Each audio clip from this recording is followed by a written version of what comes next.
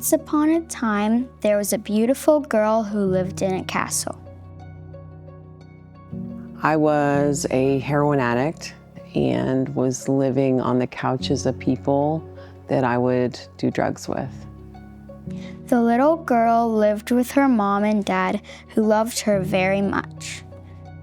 So I was 7 when my parents had divorced.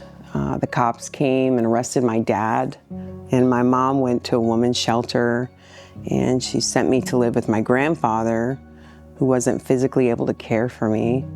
So I pretty much raised myself. The little girl loved to spend time with her family and friends. She also likes coloring and chasing butterflies. When I was 11, my uncle molested my best friend, and then he tried to come for me.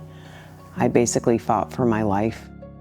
One day, the little girl packed a picnic lunch for 2 and went on her way to grandmother's house. As a young girl, I battled eating disorders, and I was very unhealthy. I just didn't know how to make good choices for myself. As the little girl made her way to grandmother's house, she came across a lonely giant. He looked sad, so she stopped to see if he needed help. So I met my husband when I was 19 at a party. He sold drugs as a side job, and that's how my addiction started. By the age of, I'd say about 23, I was pregnant with my daughter. I stayed clean during that time, started to live a normal life.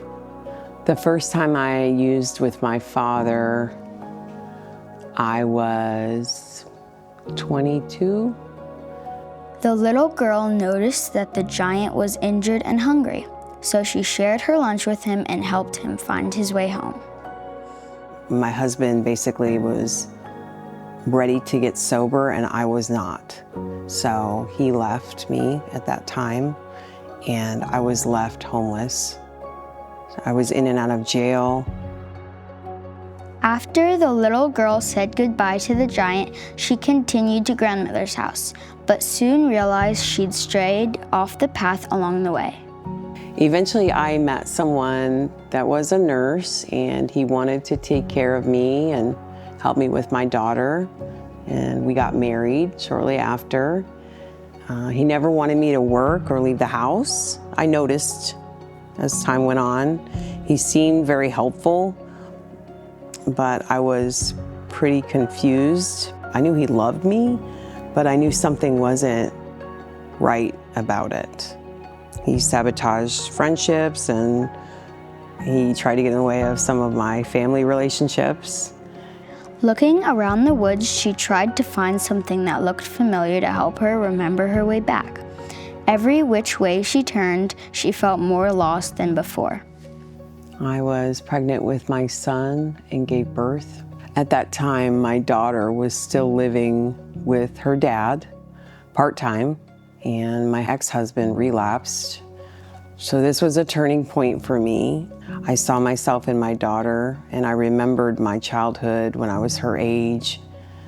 That's when I knew something had to change, and I needed to get her out of that situation. When the little girl realized she was lost, she felt scared and alone.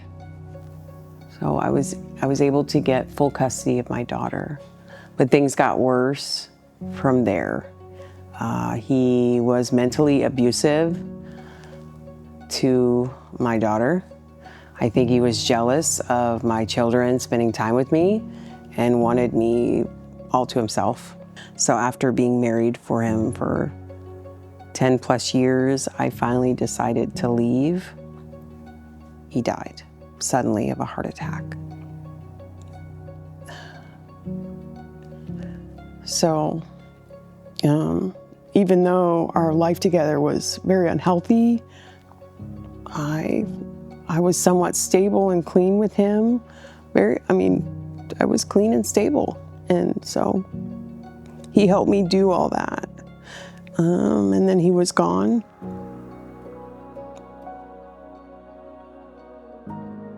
The lost girl heard her grandmother's voice in her head, saying, "Courage isn't the absence of fear, but the action you take despite feeling afraid."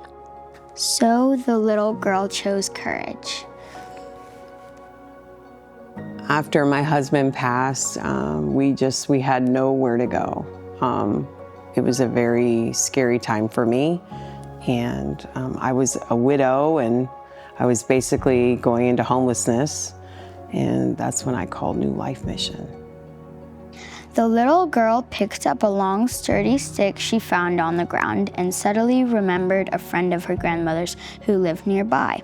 He was a carpenter, and she knew he would be able to show her the way home. For the first time in that time frame, I just knew I wasn't alone. I had someone to walk with me and help me figure this out. The little girl was able to find the carpenter, and he was able to put her back on the right path. I knew that I couldn't fix me. I knew that people couldn't fix me. I had to give it all to God and let Him fix this situation and walk with me through this journey. He is the only one that could have walked beside me. In some turmoil, we had just lost my husband, and my kids weren't doing well when I had first come to New Life. They were broken. We were all broken. And God just walked alongside me and healed me through that journey. My daughter was, going through some mental health crisis of her own at that time, and I was given advice and resources in the community that helped me so much, and I just had support. I really just needed someone to walk with me alongside. God, they helped me so much, so much.